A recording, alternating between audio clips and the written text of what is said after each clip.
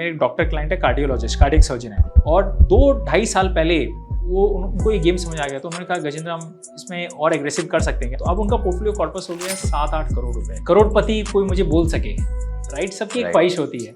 सी एक फायदा क्या होता है जब आप गोल बेस्ड SIP करते हो ना, you know where to stop, वरना आपको पता ही नहीं है कि मुझे कितना चाहिए। हम भागे जा रहे हैं और हमें पता नहीं है कि यार हम लाइफ आज भी एंजॉय कर सकते हैं। हमें 1 लाख रुपए SIP करने की जरूरत नहीं है। अगर हम सही हिसाब से 50,000 की SIP कर रहे हैं और हमारे ये गोल्स हैं, 50,000 आज भी खर्चा कर सकते हैं। एक 25 ईयर ओल्ड, एक 35 ईयर ओल्ड और एक 45 ईयर ओल्ड का पोर्टफोलियो एलोकेशन कैसे होना चाहिए? अब हम कहाँ डालें वो डिपेंड करता है।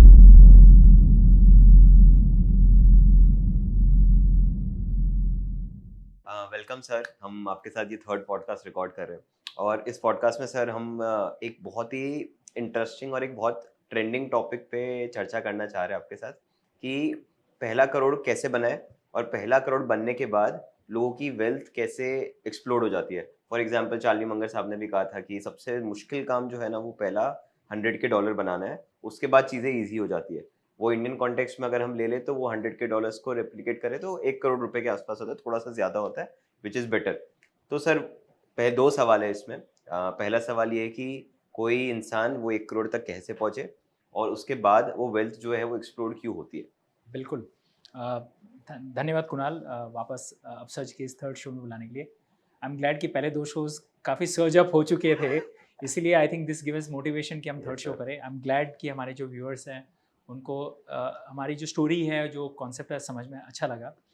सो जो आपको ये क्वेश्चन है कि ये फर्स्ट 1 करोड़ हम कैसे हिट करें, और मेरे ख्याल से ये 90% जो हमारे व्यूअर्स हैं उनका भी ये एक विश रहता है कि यार पहला 1 करोड़, करोड़पति कोई मुझे बोल सके, राइट? सबकी एक ख्वाहिश होती है। लखपति की तो कोई वैल्यू नहीं रही, अब करोड़पति की भी कम हो रही है वैल्यू, बट फिर भी सबके लिए पहला करोड़ बहुत एक इवेंट होता है, बड़ा इवेंट होता है। बट वो 1 करोड़ का सफ़र बहुत मुश्किल होता है। अगर हम 25 साल की एग्जाम्पल लें पर्सन की, तो अगर वो 50,000 की SIP करता है पर मंथ, अगर वो डाल सकता है, तो उसको पहला करोड़ बनाने में 10 साल लग जाएंगे लगभग। 9 years 3 months लगते हैं, बट आप 10 साल का ठीक है, एक जर्नी मान लो। क्या 12% का अगर रिटर्न आता है, and 12% 12% is a fair return. अगर आप इंडेक्स फंड में डालते हो, Right. या कोई भी नॉर्मल डाइवर्सिफाइड फंड में डालते हो, 12% आ सकते हैं। बट एक चीज़ आप मान के चलिएगा कि ये 12% गारंटेड रिटर्न नहीं होती है। तो कई बार हम सोचते हैं कि अरे 12 साल बाद एग्जैक्टली ये 12 मिलेगा। हो सकता है कि ये 12 साल में 10% ही रिटर्न आए और 13वें साल मार्केट ऊपर चला गया तो शायद 1 साल एक्स्ट्रा भी लग सकता है। 1 साल कम ही ज़्यादा लग सकता है, बट जनरली आ जाता है इफ 12%। एंड ये सबसे मोस्ट डिफिकल्ट होता है कुणाल। हम जब हमारे इन्वेस्टर्स की जर्नी देखते हैं, 95% इन्वेस्टर्स इस 1 करोड़ से पहले ही अपना पेशेंस लूज कर जाते हैं। ओके। वो SIP बंद कर देते हैं, जितना कॉर्पस किया है वो निकाल लेते हैं। ये कुछ उनके घर में कोई इमरजेंसी आ जाती है, कुछ लाइफ में इमरजेंसी आ जाती है, तो वो निकाल लेते हैं। मतलब they are not able to stay put, क्योंकि जिन्होंने पहला 1 करोड़ क्रॉस कर लिया, उसको फर्स्ट टाइम वो पैसा एक जगह दिख रहा है। तब अब उसके बाद मुझे आपको समझाने की जरूरत नहीं। और देखो 10 साल में, मैंने बताया आपको 10 ईयर्स लगते हैं, 10 साल में जनरली आपने एक पूरा साइकिल देख लिया। एक अप साइकिल देख लिया, एक डाउन साइकिल देख लिया। आपने 4 साल अच्छे रिटर्न्स वाले साइकिल देखे थे 20%, और 4 साल माइनस 10% वाले रिटर्न्स देखे थे आपने, राइट? तो अब आपको समझ में आएगी कि ये उतार चढ़ाव तो पार्ट है।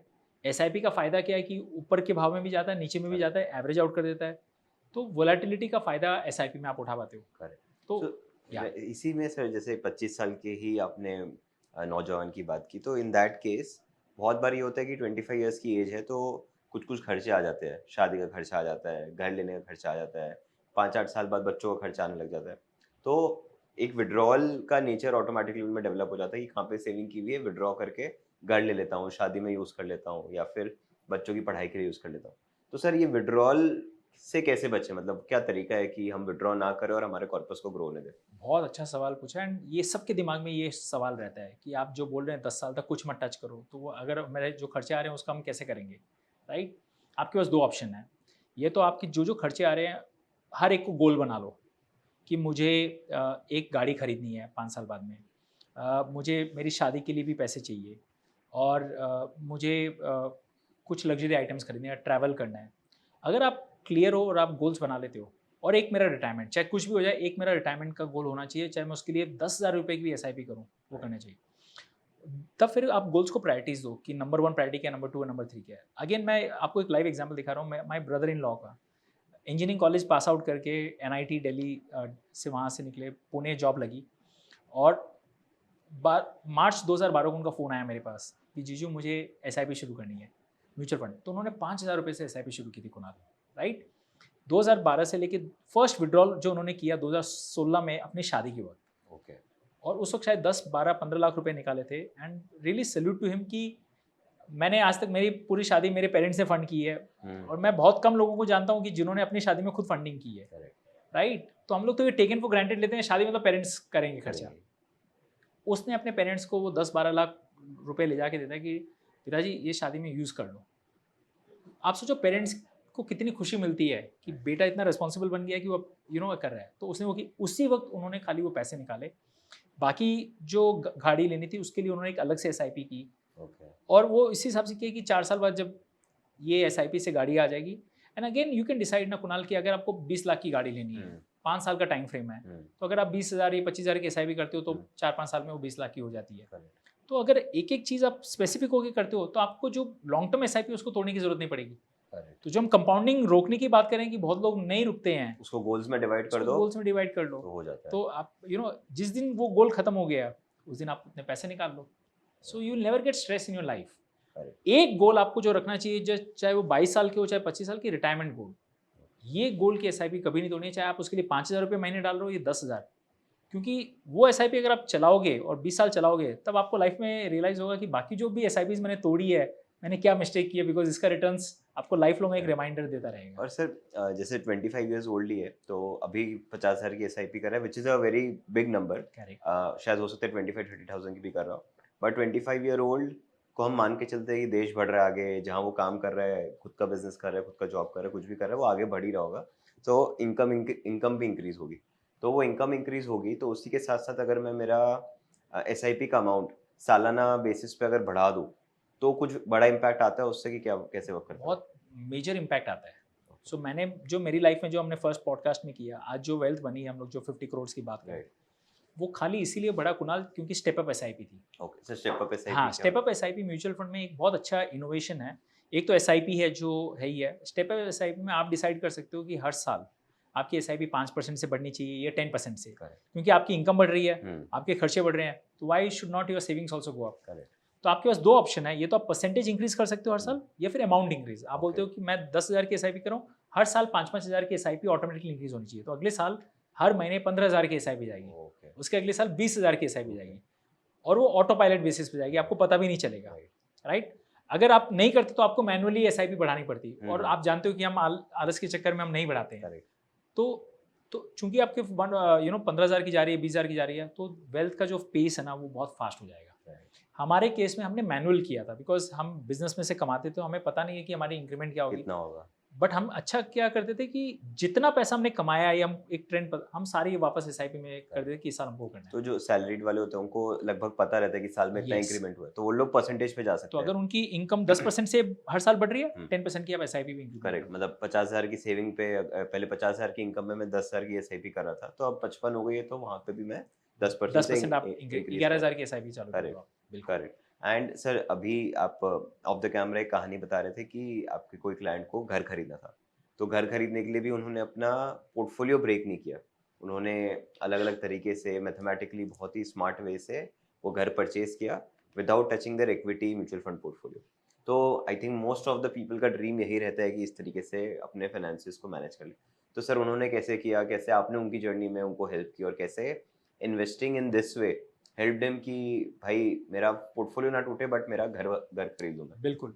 सो ये कहानी तब समझ में आती है कुणाल, जब आपने अपनी लाइफ में कंपाउंडिंग होते देखा है, तब आप उसको अप्रिशिएट करोगे कि मुझे मेरा इक्विटी पोर्टफोलियो नहीं तोड़ना है। जनरली क्या होता है, इक्विटी पोर्टफोलियो सबसे पहले टूटता है क्योंकि सबसे ज़्यादा लिक्विडी वही है, और सबसे ज़्यादा बढ़ावा भी वही होता है। सबसे ज़्यादा बढ़ावा भी वही होता है, तो सबसे पहले नज़र में भी वही आता है। लोग अपना पीपीएफ नहीं तोड़ते हैं, लोग अपनी एलआईसी पॉलिसीज नहीं तोड़ते हैं, राइट। लोग बहुत केसेस में मैंने लोग को बैंक एफडीज भी नहीं तोड़ते देखा है, जबकि सब पार रिटर्न्स देते हैं 7%, 8%, 9%, मतलब nobody gives 12% kind of return. तो बिकॉज ये सबसे ज़्यादा लिक्विड है ना, तो ये ही टूटता है और ये गलती कर जाते हैं। मैं हमेशा बोलता हूँ कि जो एसेट आपका सबसे ज़्यादा कंपाउंडिंग कर रहा है उसको लास्ट में ब्रेक करना चाहिए। तो अगर घर खरीदना है तो मैं हमेशा बोलता हूँ पहले लोन वाले ऑप्शन पे जाओ। 8% 9% लोन पे आप ले सकते हो, तो वाई ब्रेक योर 12% एसेट। तो मेरे जो ये फ्रेंड है उन्होंने जितनी भी कोशिश थी, पीपीएफ था, लोन पे पैसे दिए हुए थे, एफडीज में थे, उन्होंने सब वहाँ से किया और वो तोड़ के लगाए और इक्विटीज पोर्टफोलियो को, चाहे वो स्टॉक का था चाहे म्यूचुअल फंड का, उसको इंटैक्ट रखा। और आज अगर हम हाइंडसाइड में बात करें, उस बात को 5 साल हो गए हैं, 4-5 साल हो गए हैं, तो सोचो मार्केट्स ने कि जो रैली दिया किया तो उसका कितना फायदा हो गया। इनफैक्ट उन्होंने तो एक और अच्छा काम किया था, जब उनके पास रियल एस्टेट प्रॉपर्टी थी वो भी बेच के उन्होंने इसमें डाली। तो जब वो प्रॉपर्टी बेचे थे तो लोग क्या करते हैं, अक्सर टैक्स बचाने के लिए वो टैक्स बॉन्ड्स में डाल देते हैं। ये तो रियल एस्टेट में डाल सकते हो या आप बॉन्ड्स में डालते हो। उन्होंने ना बॉन्ड्स में डाला ना टैक्स में डाला, और उस वक्त जनरली फरवरी 2020 का पीरियड था, मार्केट क्रैश हुए थे, और मैंने उनको बहुत फोर्स किया कि आप ये पैसा म्यूचुअल अभी डाल दो, it's a good time. In hindsight उन्होंने डाल दिया और आज आप सोचो कि उसकी वेल्थ क्या बन गई। वो टैक्स तो कवर ही हो गया, टैक्स मतलब टैक्स से बहुत ज्यादा कवर हो गया। और सर ये बात तो काफी सही है, जैसे खुद से भी एक्सपीरियंस किया है कि जब पहला करोड़ नहीं बनता है, उससे पहले का जो भी अमाउंट होता है इन्वेस्टमेंट्स में, तो विड्रॉल, एडिशनल डिपॉजिट उसमें करते रहते हैं। बट जैसे ही वो 1 करोड़ का मार्क हिट होता है तो वो विड्रॉ करने का सपना भी नहीं आता है, थॉट भी नहीं आता है कि भाई विड्रॉ कर लूं, उसमें ऐड करने का ही मन करता है। ये मैं आपको कल की कॉन्वर्सेशन बताता हूँ। मेरे एक डॉक्टर क्लाइंट है, कार्डियोलॉजिस्ट, कार्डियक सर्जन है, नासिक में रहते हैं, पैसा बहुत कमाते थे। तो 2006 से उन्होंने अर्निंग करना शुरू कर दिया था, राइट। 2015 में मैं उनसे पहली बार मिला, तो जब मैं उनसे मिलने गया, उनके एसेट सारे बिखरे हुए थे, 3-4 रियल एस्टेट प्रॉपर्टीज में डाले हुए थे। वो पैसा वापस आना नहीं था, कोई अंडर कंस्ट्रक्शन थी, कोई पैसे बिल्डर लेके भाग गया, राइट। बहुत 15-20 LIC ये इंश्योरेंस पॉलिसीज ली हुई थी, यूलिप्स, एंडाउमेंट प्लान्स, बैंकों ने बहुत सारा ये चिपका दिया था उनको, तो उनको कभी वेल्थ दिखी ही नहीं थी। 2015 में मैं जब आया, मैंने सब उनसे बंद कराया, मतलब जितना पैसा आप ये इंश्योरेंस सरेंडर करके निकाल सकते हो जो काम नहीं कर रही है, हमने सब वो निकाला, और प्रॉपर्टी से भी जो जो हम निकाल सके वो निकाले। फिर हमने उनका SIP उनको बनाया, और वो डॉक्टर थे तो इनकम अच्छी थी, कार्डियक सर्जन थे, तो महीने की 1-2 लाख रुपए SIP करना शुरू किया। तो कोविड के जस्ट अराउंड उनका फर्स्ट 1 CR टच हुआ था 5 साल में। 5 साल में, क्योंकि फिर, और तब तक भी उनको इतना कन्विक्शन नहीं था। कोविड में वो भी घबरा गए थे, जब मार्केट नीचे आए तो घबरा गए थे। तो मैंने बोला आप क्यों चिंता कर रहे हो, है ना। लकीली ही लिसन टू माय एडवाइस, और 2-2.5 साल पहले वो उनको ये गेम समझ आ गया, तो उन्होंने कहा गजेंद्र हम इसमें और एग्रेसिव कर सकते हैं, अभी मुझे पैसों की जरूरत नहीं है, मैं 52-53 का हूँ, तो हम कर सकते हैं क्या। तो हमने 3 साल पहले उनकी काफ़ी SIP स्मॉल कैप में कर दी थी, क्योंकि उनको और 10 साल है, और आज हम देख रहे हैं कि है, तो अब उनका पोर्टफोलियो कॉर्पस हो गया 7-8 करोड़ रुपए का। कल रात को मेरी बात हो रही थी, बोलता गजेंद्र मैं लाइफ में कभी सोच नहीं सकता था कि मेरे पास इतना और एक जगह पे है, सारा दिख रहा है कि मेरा वेल्थ बना है, दिख रहा है, कंट्रोल है मेरे हाथ में, राइट। तो कल मैंने उनको बोला सर अब आप पैसे बढ़ाने का मत सोचो, कंपाउंडिंग होती रहेगी, अब आप इसको खर्चा करने का सोचो। तो SWP आप सोचो, साल में 2 आपको हॉलीडेज लेने हैं, नहीं तो डॉक्टर ही किए तो इतना टाइम भी नहीं मिला होगा, नहीं मिला ना, डॉक्टर है, राइट। कितना स्ट्रेसफुल जॉब रहता है। उन्होंने सर आपने जो मेहनत, and he has done some 18,000 surgeries so far. अच्छा, बोला सर अब मैं बोला जितना ज़्यादा आप ब्रेक लेके करोगे उतना लंबा चलोगे आप, करेक्ट। बट आप स्ट्रेसफुल में रहोगे तो पैसा बन जाएगा लेकिन काम नहीं आएगा। मतलब ही वाज सो प्रोफाउंड, मतलब ये स्टडी, और ये फ़ोन पे हमारा आधा घंटा कॉन्वर्सेशन चला है। तो नाउ द आइडिया इज, जो आपने वेल्थ बनाई है, जो कंपाउंडिंग देखी है, अब आप उसका एंजॉयमेंट, और आप महीने की निकालोगे कितना, 2 लाख 3 लाख रुपए निकाल रहे हो, 8 करोड़ वापस कंपाउंडिंग चल रहे हैं, राइट। सो पैसे का रूल है Kunal, first 15 years you work for money, then for the rest of your life money works for you. Correct sir, जैसे कि हम ये पूरे म्यूचुअल फंड के थीसिस में देखते हैं कि इतने अमाउंट के हम SIP कर रहे हैं या फिर इतना इन्वेस्ट कर रहे हैं, तो एक certain amount of corpus build हो जाता है through compounding. But sir inflation भी बहुत एक मेजर फैक्टर हो जाता है कि शायद 10-15 साल बाद का 5 करोड़ इतना मायने नहीं रखेगा, तो उस चीज़ को मैं कैसे स्टडी करूं? लकीली आजकल ऑनलाइन बहुत सारे कैलकुलेटर्स हैं कि जैसे मुझे आज रिटायरमेंट लेना है, मैं सब काम बंद करके आज रिटायरमेंट लेना चाहूँ तो मेरा महीने का खर्चा क्या है, सपोज 2 लाख रुपए है, बट मुझे रिटायरमेंट आज तो लेना नहीं है, मुझे रिटायरमेंट 15 साल बाद लेना है, तो 15 लाख विद 6% इन्फ्लेशन, आज का जो 2 लाख है उस वक्त मेरा 5.5 लाख रुपए महीने का खर्चा हो जाएगा। ओके, वो कैलकुलेटर्स आपको सामने दिखाता है। तो तब 55 में पहला महीने का मेरा खर्चा अगर 5.5 लाख है और 30 साल मुझे ये इनकम आनी चाहिए, हर साल इन्फ्लेशन एडजस्टेड, तो वो कितना कॉर्पस होना चाहिए, कितना कॉर्पस 55th बर्थडे में होना चाहिए, वो कैलकुलेटर दिखा देता है। In my case that money was coming to 9.6 crore. Okay, कि अगर we pass that number, of course yes, Right. But वो just for fun of to knowing कि मुझे Right. कितना चाहिए. Right. सी एक फायदा क्या होता है जब आप गोल बेस्ड एसआईपी करते हो ना Kunal, you know where to stop. Right.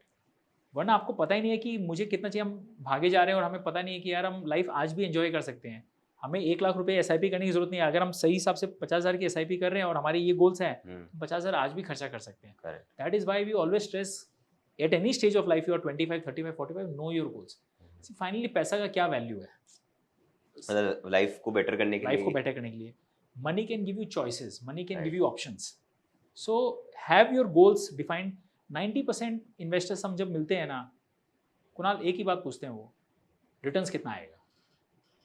कोई गोल की बात ही आप नहीं शायद करते. वापस पूछते होंगे कि आप टाइम कितना रुकोगे. आप टाइम कितना दोगे, right? Because I think we live in this generation, you know, Maruti का हमने देखा है कि माइलेज कितना देती है. Right. फीचर्स की बात मत करो, कंफर्ट की correct, बात correct. मत करो, लेकिन माइलेज कितना देती Correct. है.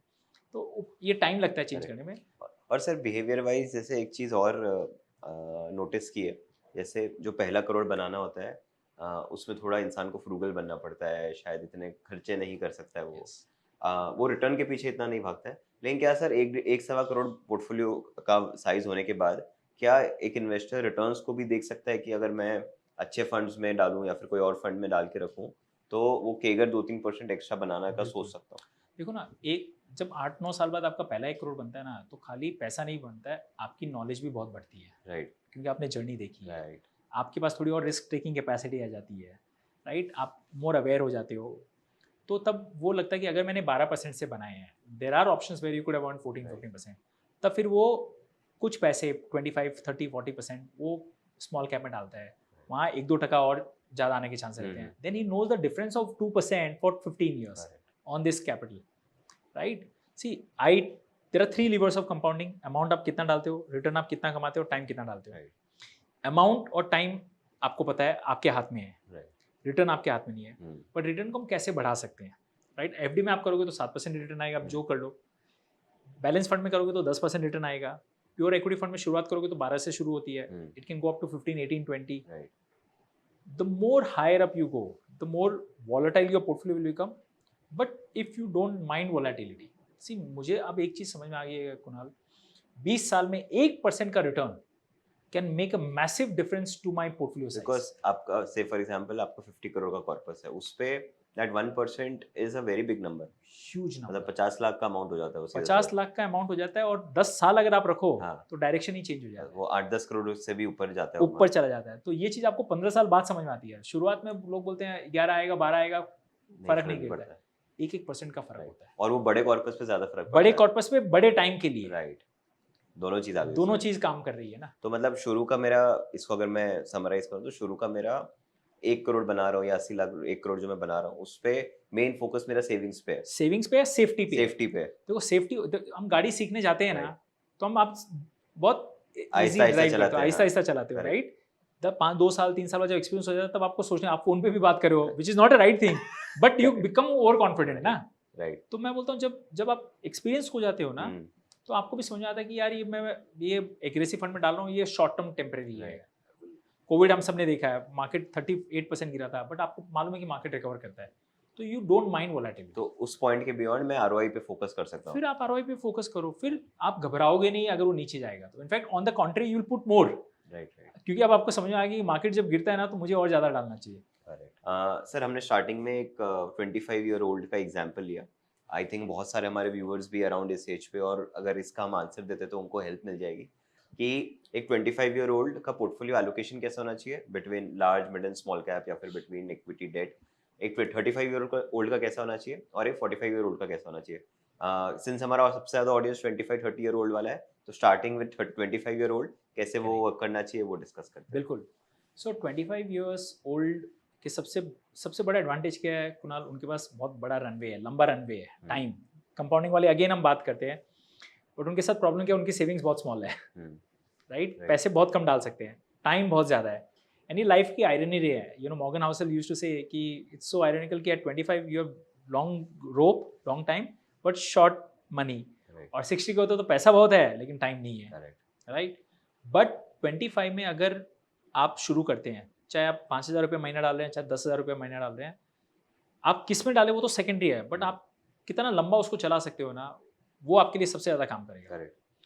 अब हम कहाँ डालें वो डिपेंड करता है कि आपका इस पैसे का रिक्वायरमेंट क्या है। अगर वो सपोज हम मानते हैं कि ये 25 रिटायरमेंट के ईयर के लिए लिए है। रिटायरमेंट के लिए है, राइट। तो मैं एक ही चीज़ बताना चाहूँगा कि अगर आप म्यूचुअल फंड्स के थ्रू इन्वेस्ट कर रहे हैं, you can actually go aggressive. Right. See, large cap fund में आप डालते हो तो it is the safe, it's like elephants, you know, top 50 companies of India. Mid cap में डालते हो तो next 150 companies. So first 100 companies in India as per SEBI is large cap, right. 100 to 250 companies are mid cap, Mid cap है। 250 companies is small cap. Small cap. अगर आप mutual fund के through डाल रहे हो तो जनरली मुझे ये लगता है कि परमानेंट कैपिटल रिस्क कहीं नहीं है, चाहे आप स्मॉल कैप फंड में डालो चाहे मिड कैप में डालो, खाली वोलेटिलिटी रिस्क है, विच मीन्स मुझे नहीं पता कि अगले साल वो 100 का 110 होगा कि 95 होगा। तो small cap will be much more volatile than mid cap and vice versa. But अगर मुझे डालना होता और मुझे समझ है कि मुझे ये पैसा टच नहीं करना है, I would put 50-60% of my money into small cap when I'm 25 and if I'm playing this 30-40 year game. अब तक तो आप समझ ही गए होंगे कि वेल्थ क्रिएट करने के लिए कंसिस्टेंसी कितनी इंपॉर्टेंट है और म्यूचुअल फंड्स ये करने का एक बहुत अच्छा तरीका है। बट म्यूचुअल फंड्स क्या होते हैं, उनमें इन्वेस्ट कैसे करना है और सही म्यूचुअल फंड्स को कैसे सिलेक्ट करना है, ये सारे क्वेश्चंस गजेंद्र सर अपने सेमिनार में आंसर करने वाले हैं। इन सारे टॉपिक्स को कवर करने के साथ साथ गजेंद्र सर आपके क्वेरीज को भी आंसर करेंगे ड्यूरिंग दिस सेशन। ये बहुत ही अफोर्डेबली प्राइस्ड है और इस सेमिनार में एनरोल करने के लिए आप डिस्क्रिप्शन में दिए गए लिंक पर क्लिक करके एनरोल कर सकते हो। Now let's get back to the conversation. Okay. Right? And you know why I'm more confident? Because this is far safer than picking stocks directly. Correct. जो आप सोचो हमारे काफ़ी व्यूअर्स डायरेक्ट स्टॉक्स में डालते हैं, Right. वो तो उससे और 3 गुना ज़्यादा हाई रिस्क ले रहे हैं because you know they go by tips and advice. In fact sir अभी रिसेंटली हमने पॉडकास्ट होस्ट किया था, उसमें एक मैम ने कहा था कि जब स्मॉल कैप्स डाउन जाने लग गए थे तो 1% स्मॉल कैप्स अच्छा परफॉर्म कर रहे थे, 99% डाउन ही जा रहे थे। तो कोई इंडिविजुअल इन्वेस्टर इतना स्मार्ट मेरे को नहीं लगता हो सकता कि वो 1% में वो खेले, तो और म्यूचुअल फंड वो चीज़ बेटर कर सकता स्मॉल है। कैप का बहुत लंबा टेल है, Right. 250 के बाद सारे स्मॉल कैप्स Correct. हैं, राइट। दूसरी बात क्या होता है, जब आप स्टॉक में स्मॉल कैप में डालते हो ना तो stock can go 20, 30, 40, 60, 70, 80% down and then still come back. And then still come back if it is a good company. Right. Mutual fund में क्या होता है, इतना मैसिव फॉल नहीं आता है because it's a basket of 50 companies and Right. These 50 companies are hopefully much better companies compared to what you and me could as a stock Right. trader choose, right? So generally I believe if you're going through a portfolio of 50 companies, small cap में सबसे ज़्यादा volatile होगा, but if you can withstand that, your maximum corpus should be, because वो compounding सबसे ज़्यादा वही देगा। But when you are putting your money in small cap, minimum 10-year time frame you have to give to क्योंकि small उनका caps. Cycle 2 cycle जीना पड़ेगा पूरा। जीना पड़ेगा और 5-5 साल हो सकता है वो आउट परफॉर्म नहीं करेंगे, वो ब्लीड करेंगे और उस वक्त सबसे ज़्यादा लोग यू नो जंप आउट कर जाते और हैं जैसे हमने लास्ट बार डिस्कस किया था, यही टाइम होता है सबसे ज़्यादा यूनिट्स इकट्ठा करने का। इकट्ठा करने का। तो Correct. जिस दिन आप अपना माइंड को कंडीशन कर लोगे ना कि मैं यूनिट्स खरीद रहा हूँ हाँ. और मुझे यूनिट्स बढ़ाने हैं, आपकी थिंकिंग पूरी चेंज हो जाएगी। राइट। तो when you are 25 doing for long term, go aggressive right. If you can. देखो एग्रेसिव जाने का मतलब कि यार आपको रात को नींद अच्छी आनी चाहिए, चाहे मार्केट ऊपर नीचे हो, Right. क्योंकि यहाँ परमानेंट लॉस ऑफ कैपिटल नहीं हो सकता। मेरे लिए रिस्क वही है, मैं कहीं भी ऐसी जगह अपना पैसा नहीं डालना चाहूँगा कुणाल जहाँ मेरा परमानेंट रिस्क ऑफ कैपिटल है। मुझे टेम्पररी रिस्क ऑफ कैपिटल से कोई टेंशन नहीं है। जैसे क्रिप्टो हो गया, शायद हो सकता है उसमें हो सकता है permanent। भाई वॉलेटिलिटी गायब हो जाए, हाँ। यार आपको पता नहीं चलता किसी ने हैक और कर हुए दिया हुए भी है वो। और हुए हुए भी हैं। राइट। बट यहाँ सेबी है, यहाँ फंड मैनेजर है, एडवाइजर है, देखो 3 लेवल ऑफ आपके प्रोटेक्शन है, प्रोटेक्शन है। तो आपका ऐसा नहीं हो सकता है। तो वो हो गया। Right. Now you are at 35, okay. So 35 में आपके क्या होते इसमें हैं? assume करें we have a there's a wife at home, there are kids, there's Correct. one kid, Correct. and there's a home loan that is running. Correct. सो 35 में क्या होता है ना, देखो आपका होम लोन जब चल रहा होता है ना हम्म। तो आपको स्ट्रेस भी रहता है क्योंकि अब आपके पास पूरी कैपेसिटी नहीं है डालने Right. की। और उस वक्त आपकी सबसे बड़े लाइफ में गोल क्या होता है, बच्चों की पढ़ाई। Right. आप रिटायरमेंट को भी भूल जाते हो Correct, because correct. Now that becomes your priority. तो जनरली हम बोलते हैं अगर बच्चों के लिए भी 10, 12, 15 साल आपने पहले प्लान किया तो आप एग्रेसिव जा सकते हो because the kids have 10-15 years to go, right. तो आप एग्रेसिव में जाओ। Again 40-50% of the money can be in mid and small cap, 50% can be in large cap. अच्छा। और better thing I always suggest go for a multi cap fund जिसमें 25-25-25% तीनों cap में होंगी। इसको फ्लेक्सी कैप भी बोलते हैं। नहीं, फ्लेक्सी कैप अलग हो गया जिसमें fund manager can go to any cap okay. Full portfolio. So exact difference क्या हो गया मल्टी कैप और flexi cap as the name suggest Kunal की फंड मैनेजर चाहे तो 100% स्मॉल कैप भी हो सकता है, 100% लार्ज कैप भी हो सकता है। ओके, उसका But- डिस्क्रिप्शन है। उसका डिस्क्रिप्शन जनरली हमने इंडिया में क्या देखा है पिछले 8-10 सालों से, most flexi caps are large cap kind of thing because size बहुत बड़ी हो गई है, तो उनको उतनी अपॉर्चुनिटी स्मॉल कैप में मिलती नहीं है, मिलती इसलिए they become more large cap heavy. और वो लोग डालेंगे तो स्मॉल कैप एकदम से बढ़ जाएगा। वो भी बढ़ जाता है साइज के कारण।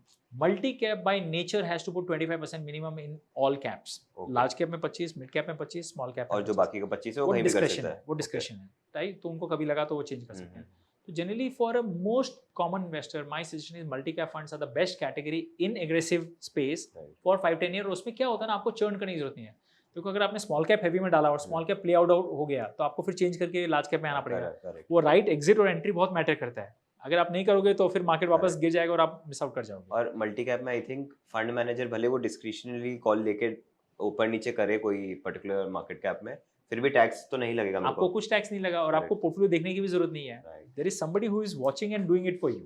So my thing is, when you are 35, the best way to allocate is multi-cap funds, hmm, right? और बच्चों का जो पढ़ाई का खर्चा है, हम्म। SIP करो, लमसम बोनस आया वो ऐड करो। Right.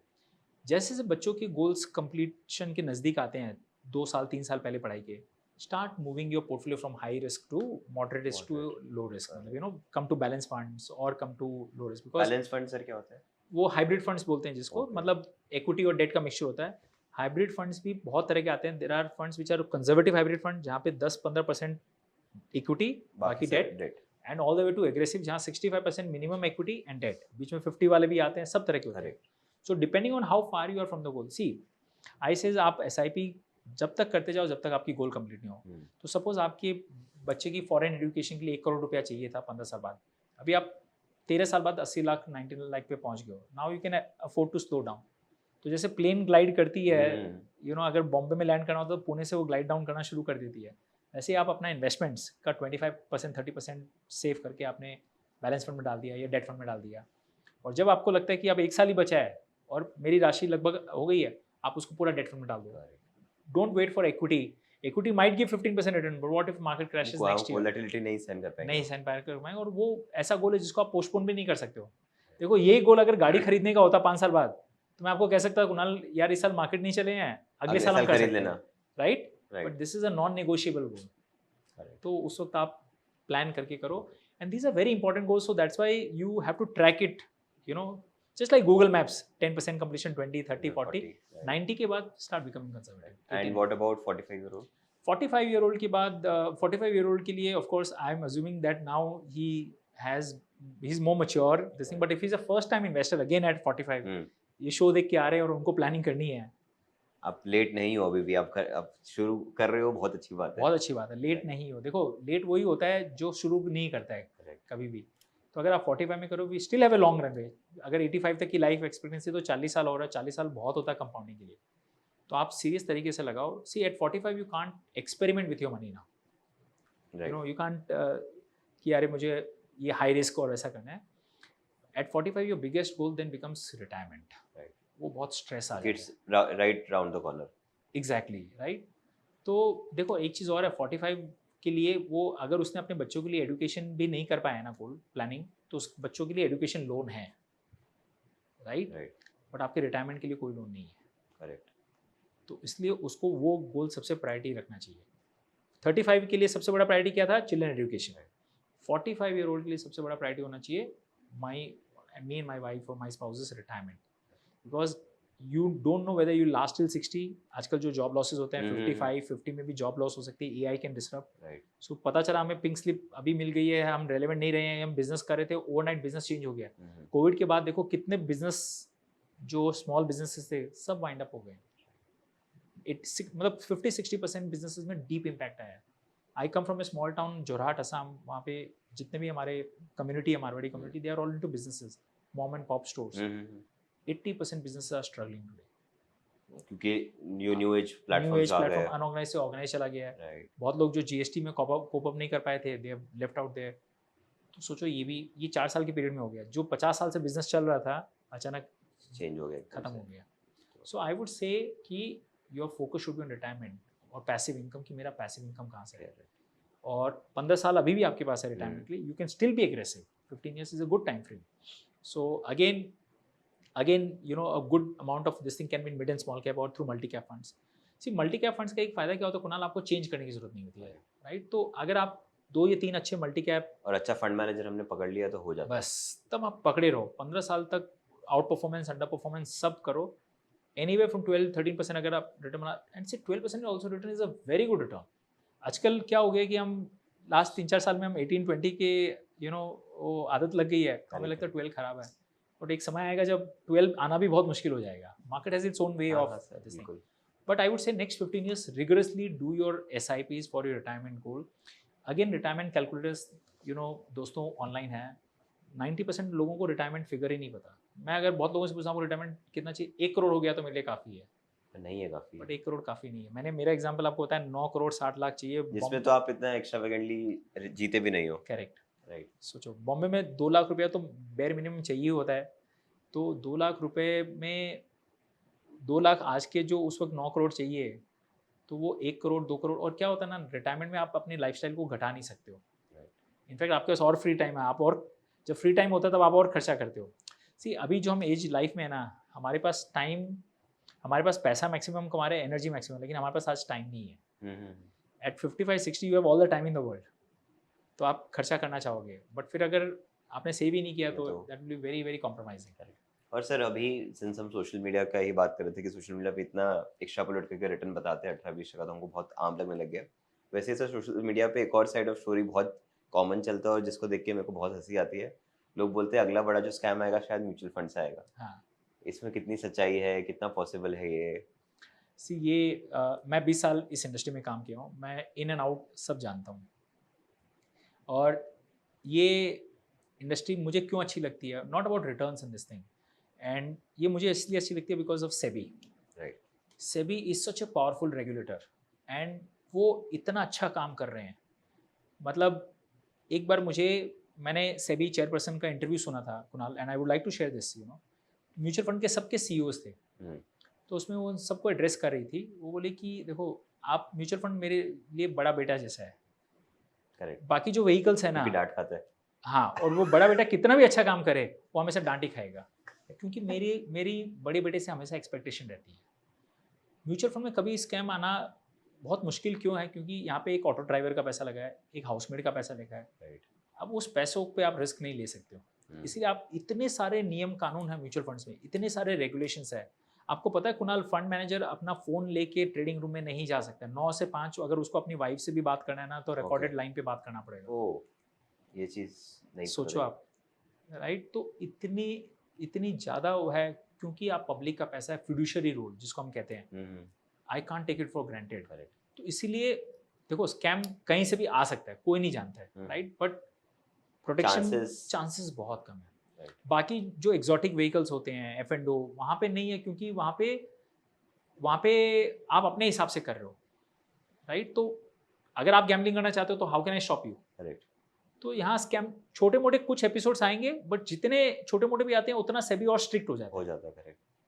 तो इसीलिए मुझे इस इंडस्ट्री में आज मैंने अपना सारा पैसा यहाँ क्यों डाला है, लाइफ का पूरा सेविंग्स मुझे यहाँ भरोसा है, मुझे मालूम है यहाँ फ्रॉड नहीं हो सकता है, मार्केट ऊपर नीचे हो सकता है, which I am willing to live with, और क्या चाहिए। तो रात को नींद अच्छे से आती है। करेक्ट। और सर एक और अभी एक हैबिट बहुत लोगों ने डेवलप कर लिया है, सिंस सारी चीज़ें फिंगर टिप पे आ गई है, तो बाई सेल तो लोग फिंगर टिप पे कर ही लेते हैं, बट ये म्यूचुअल फंड के पोर्टफोलियो को भी रेगुलरली देखना एक लोगों ने शुरू कर दिया है। तो मेरे को लगता है कई हद तक आपका पोर्टफोलियो बढ़ने का कारण ये भी था कि आप डाल के भूल सकते थे, बिकॉज आपके मोबाइल में वो फीचर नहीं था कि आप तुरंत रोज देख सको आज 4 लाख ऊपर है, 2 लाख नीचे है। तो आपको वो चीज़ ने काफ़ी हेल्प किया होगा साइकोलॉजिकल वे में।